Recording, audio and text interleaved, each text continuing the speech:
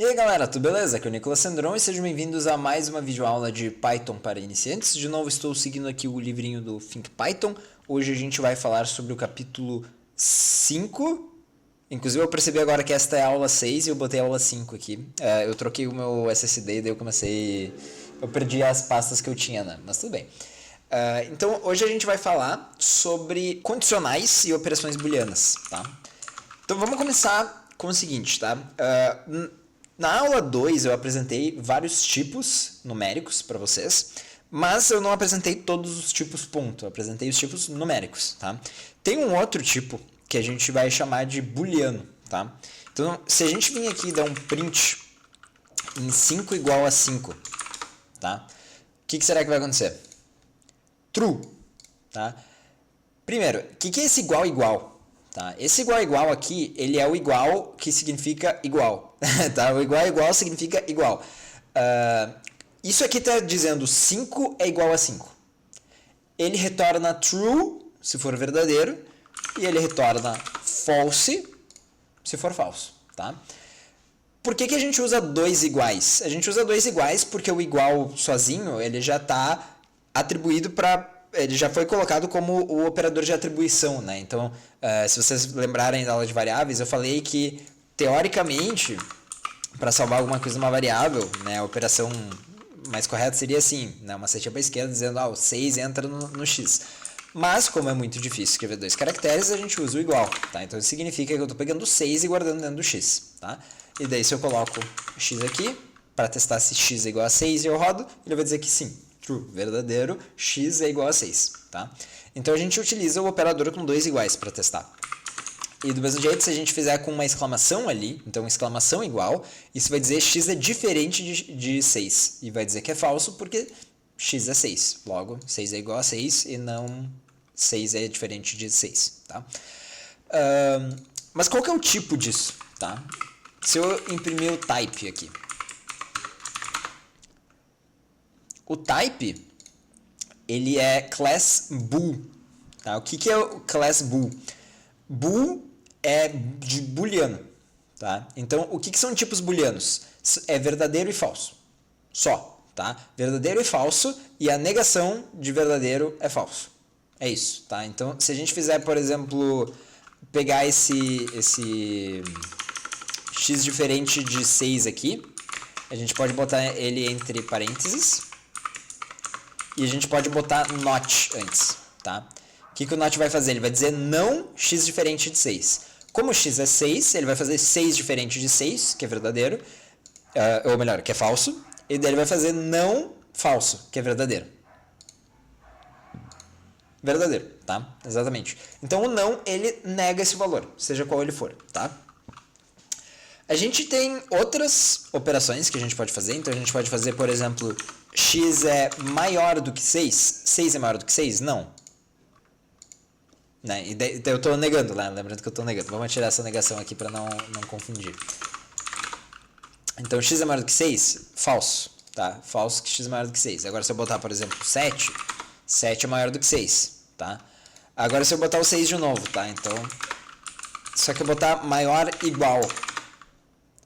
Isso aqui dá verdadeiro, tá? Então, esse aqui é o símbolo de maior igual, tá? Que diz, se for maior do que 6 ou igual a 6, ele vai dar verdadeiro, tá?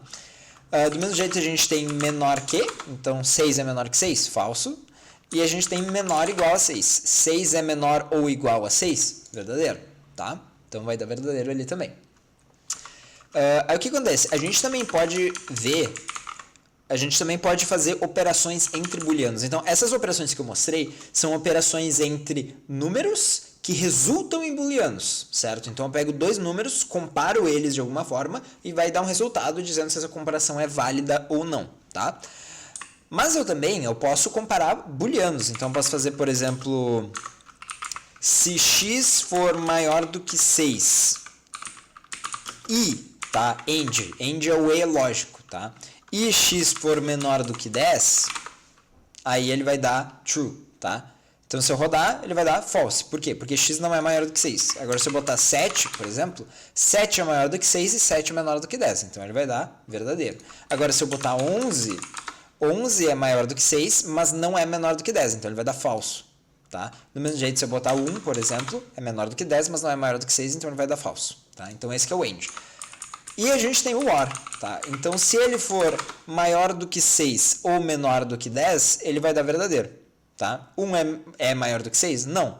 1 é menor do que 10? Sim. Então ele é maior do que 6 ou menor do que 10. Logo é verdadeiro, tá? Nesse caso aqui, se um número é menor do que 10, se um número é maior ou igual a 10, ele com certeza é maior do que 6. E se o número é menor ou igual a 6, ele com certeza é menor do que 10. Logo, isso aqui não tem como dar falso nunca, tá? Não importa qual valor eu coloque, ele vai dar verdadeiro nesse caso, tá? Mas então esses são exemplos de operadores lógicos que a gente tem, tá? O OR, o AND e o NOT, tá? Não para se confundir, tá? E aqui uma coisa importante, se vocês lembrarem, na aula 2 também, eu acho, eu falei sobre os operadores bitwise, tá? E eu mostrei o bitwise XOR, que eu falei que era o exclusive OR, tá? Então, o exclusive, eu falei do exclusive OR, e quando eu expliquei, eu também expliquei o próprio OR, o que é um OR, tá? O OR, ele pega um bit, outro bit, se um deles for 1, é verdadeiro, tá? Então, o que acontece? A gente tem operadores bitwise também, que trabalham com os bits, tá? Então, se a gente quiser fazer, por exemplo, tá? Vamos pegar aqui o valor 1 e o valor 2, tá? Então, o valor 1, ele é representado dessa forma, tá? E o valor 2, dessa forma, tá? Então, esse aqui é o 1 em binário e esse aqui embaixo é o 2 em binário, tá? Se eu for fazer 1 ou 2, o resultado disso aqui vai ser o seguinte, tá? Vamos puxar esses comentários. Bom, azar. O resultado disso aqui vai ser 3, tá? Por quê? Porque ele vai ver aqui, tudo isso é 0, então 0 ou 0, 0, tá? Agora, quando ele fizer 1 ou 0, se eu estou fazendo ou, se eu tenho 1 em qualquer um dos dois lugares é 1, tá? Então, 0 ou 1, 1. 1 ou 0, 1. E isso aqui é 3 em binário, tá? Então, se eu fizer x, tá? E agora, qual que é o símbolo do OR? O OR é um pipe, assim, tá? A barra vertical do lado do teu Z ali, né? Shift e o botão do lado do teu Z. Num teclado brasileiro que nem o meu, né? No americano acho que é do lado direito, Shift e do lado do L, alguma coisa assim. E daí X ou Y, então isso aqui vai dar 3, tá vendo? Agora se a gente fizer um AND, tá? O AND ele tem esse símbolo aqui. O que vai acontecer? Para todos esses aqui, 0 e 0 vai dar 0. Esse aqui, 0 e 1, 0, tá? Então esse aqui vai dar 0. Ops. 0 e 1, 0. 1 e 0, 0. Tá? Então se a gente fizer rodar isso aqui, ele vai dar 0. Por quê? Porque não tem nenhum lugar que tem 1 em cima e embaixo. Tá? Então se a gente rodar, 0. Tá? Se a gente fizesse assim, tá? Que é esse aqui vira 3, agora, aqui no final a gente vai ter 1 e 1. Então isso aqui vai dar 1, que é 1.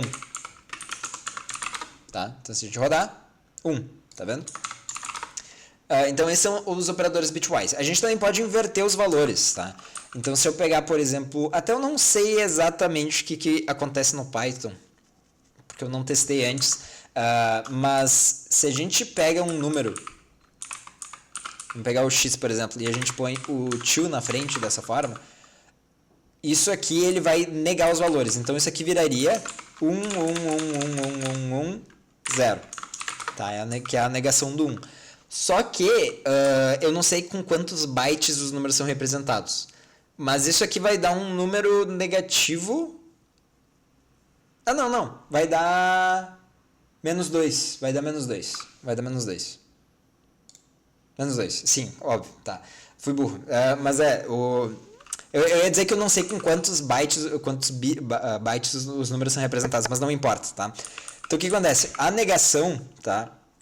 Como a gente usa complemento de 2, o efeito que ela tem é o mesmo de tu multiplicar por menos 1 e daí subtrair 1. Por isso, então, a negação de x, aqui, ele vai inverter todos os bits e daí vai deixar de ser 1 e vai virar menos 2, tá? Então, menos 1 é isso aqui, ó. Isso aqui é menos 1, isso aqui é menos 2, tá? E o motivo disso, na verdade, é bem simples. O motivo dele fazer dessa forma é que a gente tem o zero, tá? O zero é representado dessa forma. Então, o zero ele é representado dessa forma, tá? Então, a gente escolheu esse valor para ser o zero. E daí o que acontece? Quando a gente foi fazer a representação inversa, a gente podia ter usado uma coisa que se chama sinal magnitude, tá? Que é o quê? Esse último bit aqui, o mais da ponta, ele diz se o valor é positivo ou negativo. Então, por exemplo, se eu tivesse 1 aqui, eu poderia fazer assim para virar menos 1, tá? Isso é um modo de fazer com sinal magnitude, tá? Mas a gente resolveu evitar o seguinte problema. Esse número é zero, esse número é zero, entendeu? Se a gente usa sinal magnitude, a gente tem positivo e negativo zero, que seriam coisas diferentes, mas na prática elas são a mesma coisa, porque os dois são zero, tá?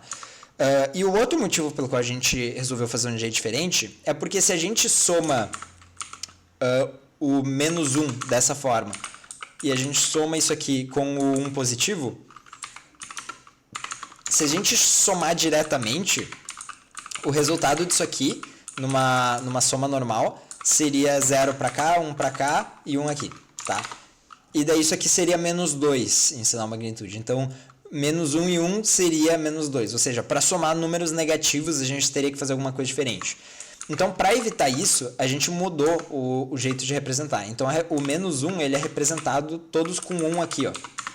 Tá? Então, é tudo 1.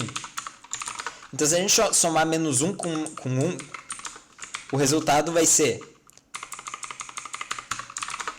1 com 1 dá 0, sobra 1, vai vir 1 para cá, 1 mais 0, mais 1 que veio, fica 0 aqui, vem 1 para cá, 1 mais 1, 0 aqui, vem 1 para cá, e tal, até que, eventualmente, então, chega nesse ponto, tá? Em que a gente chega em tudo zero, ou seja, menos 1 mais 1 dá 0, tá? Então, a gente não precisou alterar o método da soma por causa da representação que a gente fez. E a gente chama esse método de complemento de 2, tá? E daí qual que é a grande questão? O efeito disso é que se eu pego um número e eu inverto todos os bits dele, ou seja, eu troco todos os 1s por 0 e todos os zeros por 1, como é o caso aqui, então isso aqui vira tudo 0, é que eu vou inverter o valor dele, então o menos 1 vira 1 e eu subtraio 1. Esse é o efeito consequência da representação que a gente está fazendo. Então o menos 1 inverte vira 1, subtrai 1 vira 0. Tá? Do mesmo jeito, se eu pegar esse aqui, eu vou ter 1, 0. Então, eu tinha 1, agora eu inverti, virou menos 1, subtraí 1, virou menos 2. Tá? Então, esse valor aqui é menos 2. Tá? E daí, se eu fizer menos 2 e 0, ele vai dar menos 2. Tá? Então, essa é a representação que a gente escolheu. Eu entrei num paralelo aqui, numa coisa que eu não tinha planejado falar, mas eu acho que é interessante, é importante também. A editora lembra de censurar o logo da xícara, porque não estou recebendo dinheiro algum para exibir a logo. Nem essa aqui da cadeira, na verdade, mas azar. Esse, então, é o efeito do bitwise, tá? Então, o bitwise a gente usa para fazer operações entre bits. Isso aqui, como programador Python, tu não vai usar muito, tá? É bem difícil que tu acabe usando. Não é algo que tu vai entrar muito em contato. Para muita coisa isso é muito útil, mas para uma linguagem que nem Python, que é programação de alto nível, dificilmente tu vai acabar chegando ao ponto de tu precisar de alguma coisa que nem essa aqui, tá? Mas para muitas coisas isso é útil, tá? Por exemplo, o computador ele é extremamente rápido para fazer esse tipo de operação, tá? Então, uma operação de soma ela é consideravelmente mais lenta do que a operação de AND, por exemplo. Que é, por exemplo, multiplicar é extremamente mais lento que uma operação de shift também, tá? O que é a operação de shift? A operação de shift é tu mover todos os bits para o lado. Então, por exemplo, se eu pegar esse número e fazer um shift para a esquerda, esse 0 vai embora, esse 1 vem para a esquerda, tá? E daí ficou desse jeito. Isso aqui é 2, tá? E o efeito disso é sempre multiplicar por 2, tá? Então, se eu mover mais um shift, vai vir um 0 ali, mover para a esquerda, isso aqui é 4, tá? Então, um shift para a esquerda, o efeito é multiplicar por 2. E isso tu pode imaginar, tipo, a nível de hardware, quando o computador está fazendo isso, ele está só pegando, tipo, tá, esse fio aqui eu deixo de conectar e os outros fios eu conecto para cá. É isso que ele está fazendo. Em nível de hardware, é isso que é o shift, tá? Mas aí que entra a questão, então. Essas operações bitwise elas são extremamente rápidas, e é muito mais rápido para o teu computador realizar elas do que realizar as outras operações. Não significa que necessariamente se tu fizer... O processador do computador é extremamente complexo, tá? Não significa que se tu... vou trocar essa multiplicação por um shift, existe uma chance de não ficar mais rápido, tá? Eu quero deixar isso claro. Não quer dizer que se tu trocar tuas operações, com certeza fica mais rápido. Existe uma chance de não ficar, tá? Mas é uma observação importante de ser feita, tá? Então, por exemplo, quando tu quer guardar estados, tu poderia fazer uma lista de booleanos, mas os booleanos dentro do computador são representados como 1 e 0. São 4 ou bytes, não bits, uns 4, provavelmente são tipo 4 bytes, um valor de 4 bytes, que é 1 ou 0. Então ele não acaba não mudando tanto. Então, mesmo só tendo true e false, ele vai acabar pegando e transformando isso tipo numa variável inteira com 32 bits, quando só precisava de 1 bit, na verdade, né, para dizer se é verdadeiro ou falso. Ele vai transformar num treco inteiro com 32 bits, depende de muita coisa isso que eu tô falando, mas ele vai fazer essa transformação e vai ocupar muita memória, tá? Então tu poderia poupar ela de várias formas utilizando coisas desse jeito, tá?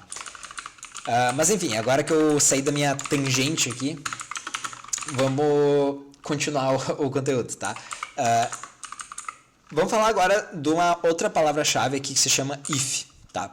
O que é if? If é se em inglês, no caso, né?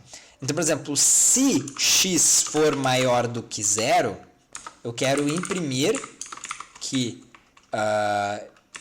x é positivo. Opa, positivo, tá? Se x for maior do que 0, imprime que x é positivo, tá? Então vamos colocar um valor de x aqui, x igual a 1. Se eu rodar, ele vai dizer x é positivo, tá?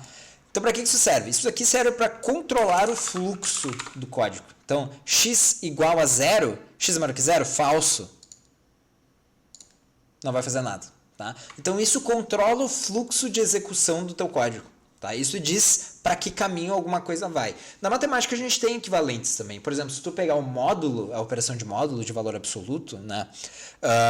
O gráfico dela é uma seta para baixo, né? É uma função linear para os dois lados a partir do 0. O que é essa função? É uma função que diz se x for maior do que 0, o valor retorna x. Se x é menor do que 0, retorna menos x. É isso. Isso é a função do valor absoluto. Então, como é que a gente faria isso aqui, por exemplo? Se x for maior ou igual a 0, ele vai imprimir x.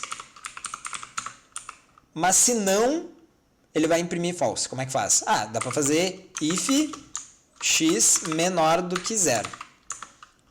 E daí ele imprime menos x. Tá? Então, se a gente fizer desse jeito, independente do valor que a gente passar, tá? Então, vamos passar 1, vai dar 1. Se eu botar menos 1, deu 1 também. Tá? Então, isso aqui a gente está fazendo o módulo. Tá? Só que o que acontece? Às vezes, digamos que eu quisesse fazer alguma coisa se x é maior do que 0. Por exemplo, se x é maior do que 0, eu quero imprimir, vamos imprimir, x maior que 0, tá? Então, quando x é maior, exclusivamente maior do que 0, eu quero imprimir. E quando x é menor do que 0, eu quero imprimir também x menor do que 0. Beleza, então isso aqui vai funcionar, tá? Ele vai imprimir x menor que 0.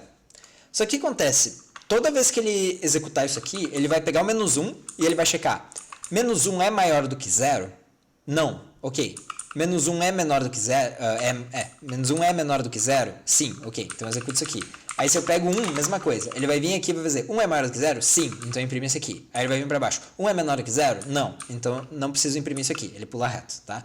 Só que o que acontece? Se o x ele é maior do que 0, com certeza ele não é menor do que 0. Então a gente está perdendo tempo checando isso aqui de novo, porque a gente sabe que se ele não é maior do que 0, ele não é menor do que 0 também. Entende? Ele ainda pode ser igual a 0, ele não cai em nenhum desses dois casos. Mas se ele não é maior do que 0, ele com certeza não é menor do que, ele com certeza não é menor do que 0. Tá? Então a gente poderia fazer um else aqui. Tá? O else ele não vai dar exatamente o efeito que a gente quer, mas eu vou explicar. O que é o else? O else é um senão, tá? Então, se x maior do que zero, imprime que x é maior do que zero. Senão, x é menor do que zero, tá? Então, se a gente testar isso aqui, vai funcionar do mesmo jeito. Só que agora ele não vai fazer aquele teste ali que ele tinha feito antes, tá? E agora, se eu botar menos aqui, ele vai dizer x é menor do que zero, tá? Só que qual que é o problema? Que nem eu falei, x pode ser igual a zero. E nesse caso aqui, do jeito que está agora, ele vai dizer x é menor do que zero. Por quê? Porque não é maior do que zero. Então, se é maior do que zero, imprime isso. Se não, imprime isso. Tá? E daí tá errado. Mas é o que a gente mandou o código fazer. Então, como é que a gente faz para não ter a redundância de dizer que se ele é maior do que zero, obviamente ele não é igual a zero, mas ao mesmo tempo não entrar aqui? Bom, tu pode pensar que daria para fazer, se ele for maior do que zero, ele imprime maior do que zero. Se não, se x for igual a zero, imprime x igual a zero.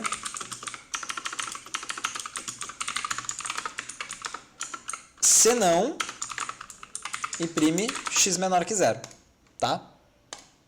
Show de bola, tá? Agora eu disse x igual a zero. E daí o que acontece? Isso aqui funciona. Só que o Python, ele dá um açúcar sintático para nós, que se chama elif, tá? O que é o elif? Elif é um else if. É isso, tá? Então agora a gente pode puxar isso aqui pro lado de volta. E a gente tem, se x maior do que zero, imprime maior que zero. Se não, se x for igual a zero, imprime x igual a zero. Se não, x menor que zero. E agora se a gente rodar, x igual a zero, tá?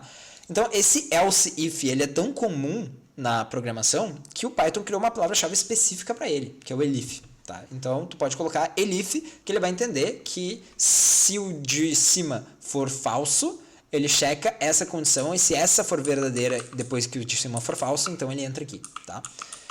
Isso poupa a gente de rodar código mais de uma vez, por exemplo, tá? Então ele não vai imprimir aqui.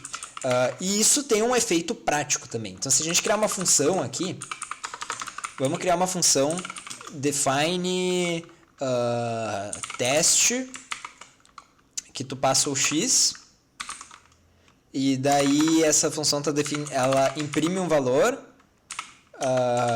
que loucura, e ela retorna x maior do que... ela retorna true, tá? Vamos dizer que ela retorna true.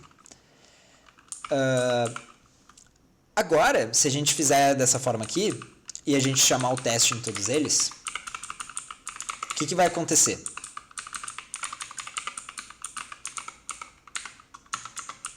Tá? Vamos fazer só o elif aqui.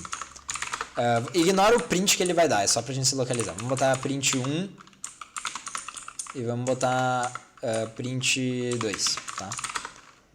Então, o que vai acontecer? Ele vai vir aqui testar se teste x, ele vai entrar aqui e vai fazer imprimir, que loucura, e retornar true. Ele vai fazer se true, então ele entra, print 1, e ele vai imprimir 1. E daí agora, como esse aqui é o verdadeiro, ele pula aqui fora, tá? Então se a gente rodar, a gente vai ver que loucura 1. Que loucura 1, tá? Mas agora, e se a gente fizer do jeito que estava antes? O que vai acontecer, tá? Então vamos fazer if not teste x, por exemplo, tá? Para dizer, se for teste x, faz isso, se não, faz isso aqui. Que loucura. 1. Que loucura. Pula esse print, tá? Então tem uma diferença, especialmente quando tu chama funções aqui. Quando tu faz essa chamada duas vezes, tá? Então, mesmo que a gente botasse aqui um not, tá? Para ficar igual aquele outro mesmo, ele só vai imprimir que loucura 1, porque ele não está rodando esse teste de novo, tá? Então, pode ser que tenha, sim, alguma diferença entre tu fazer essas coisas, tá? E o else, tu pode pensar também que o else é basicamente um if true, tá? Então, depois de tudo, um elif true, tecnicamente, tá? Então, se depois de tudo der errado, ele vai fazer elif true. Tá? Tá aqui, elif true. Isso é a mesma coisa que botar um else, basicamente. Certo? E agora eu vou passar uma nova função para vocês utilizarem, para vocês darem uma brincada, que é a input. Tá? Então vamos lá. Vamos colocar um x aqui e vamos dizer que o x é igual a input. que o input faz? Vamos testar. Rodamos. Ah, não aconteceu nada, não imprimiu nada. Ele está aguardando input. Oi. Imprimiu oi, tá? Então, o que é o input? O input, ele recebe input do usuário. Simples, tá? E a gente pode até botar uma mensagenzinha aqui, por exemplo, insira seu nome. E daí ele coloca, a gente coloca olá. E daí a gente pode colocar mais x aqui, tá? Daí a gente faz, insira seu nome, Nicolas. Olá, Nicolas, tá? Então aqui a gente consegue fazer sistemas interativos, certo?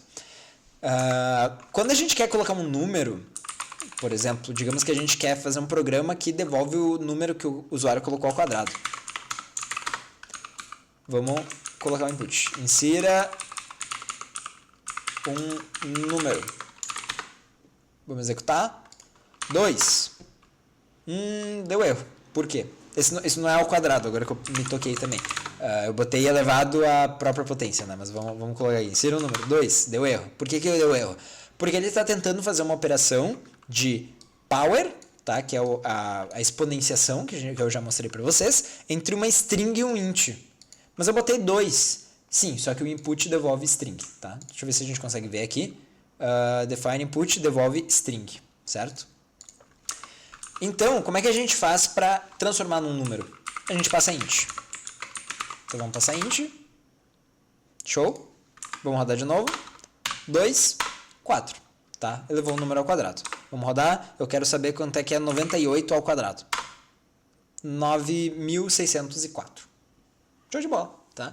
Então, esse é o modo de funcionamento do input, certo? E daí você pode executar. Claro que se tu pegar aqui e colocar, insira um número bom dia, ele vai dar erro, tá? Porque ele tentou transformar bom dia em int, e daí ele não vai gostar disso, ele vai te xingar. Mas tu pode, tu é capaz de agora receber input para realizar determinadas operações, tá? E usar com tudo que a gente viu antes. Opa, vim aqui interromper o vídeo, tá? Porque eu lembrei que eu esqueci de falar uma coisa importante, tá? Lembra que a gente falou sobre recursão, sobre a gente poder chamar funções dentro de funções? Então, posso ter, por exemplo, recurse, tá? E a gente chama recurse dentro do recurse, tá? Então, a gente pode fazer o recurse vir aqui, imprimir bom dia, e ele chama recurse, tá?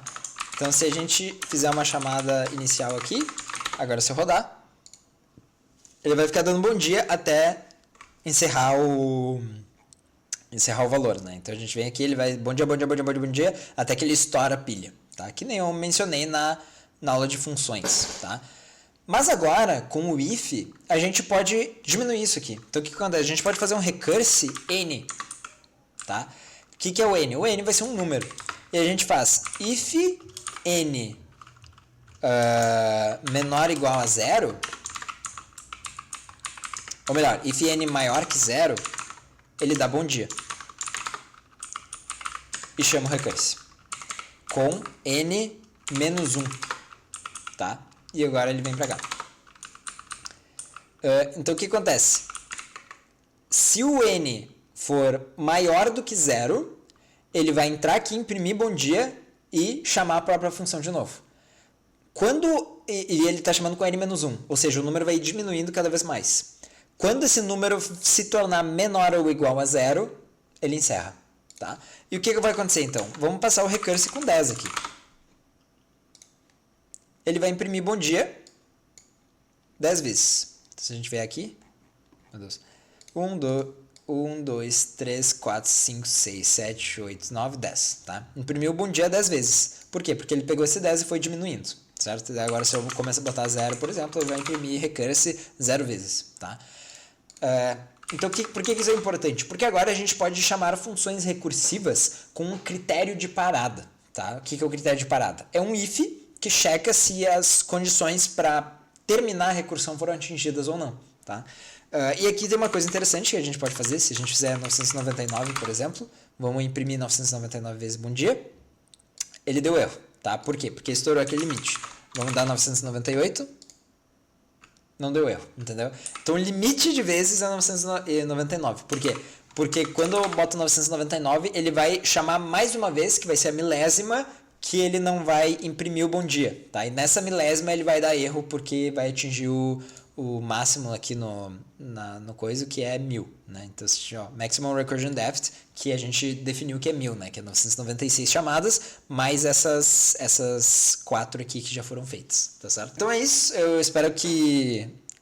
Bom, aí agora segue o Nicolas anterior. E daí agora sim, baseado no que tu viu na aula anterior e nessa aula, você pode tentar fazer aquele desafio que eu falei, de tentar construir um sistema que, com o Turtle, que você passa uma string para ele e ele desenha essa string para você, tá? Então ele vai lá e tu passa bom dia, e daí ele vai lá e a Turtle escreve bom dia, tá? E daí faz todo o processo. Então agora tu pode se divertir tentando fazer isso, e agora tá bem mais fácil, né? Porque tu pode checar qual caractere que ele passou, independentemente de qual for. Então tu cria ali uma função drawchar, tá? E daí agora tu pode fazer if drawchar if char igual a daí ele chama uma função determinada, então ele chama draw a, tá? Ele if char igual, e daí tu segue fazendo isso até... Ô, louco, eu não sabia que tinha esse botão, tá? Mas segue fazendo isso então até tu fazer para todos os caracteres. E daí também vale a pena usar o lower, né? Que eu mostrei, deixa eu ver se eu lembro... Lower, né? Então tem a função lower aqui que transforma a string numa string em minúsculo, tá? Então, se a gente chamar ela num coisa aqui, por exemplo, print a.lower. A gente imprimir, ele vai botar o A minúsculo, tá? Então tu pode usar isso aqui para facilitar a tua vida, para não ter que lidar com maiúsculas e minúsculas quando tu estiver fazendo, certo? Mas é isso então, daí tu pode fazer uma iteração lá, fazer um for char em string, e daí dentro do coisa tu chama draw char, e coisa assim, e daí tu faz lá um código bem bonitinho que resolve o problema então que eu passei na última aula, tá certo? Mas então era isso, espero que vocês tenham gostado, espero que tenham entendido, espero que tenha feito sentido. Se quiserem deixar um like, se inscrever no canal, e qualquer dúvida vocês podem deixar nos comentários que eu vou estar disposto a responder, tá certo? Valeu, muito obrigado, até mais!